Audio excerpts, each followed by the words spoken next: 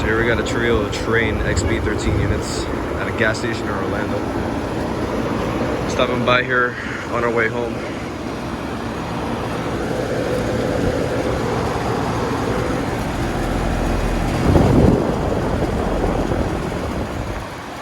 This one has a recip in it.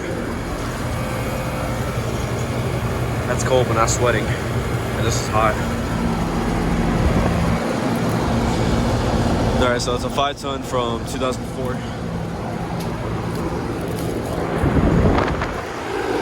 This one right here has a really loud fan into it.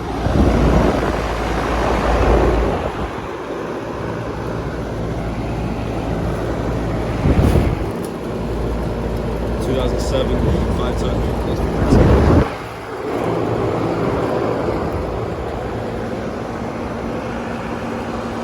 And then here's a shorter one right here, also running. This is really quiet.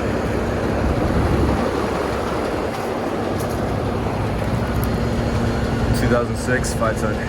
It's a heat pump. This one right here is a heat pump.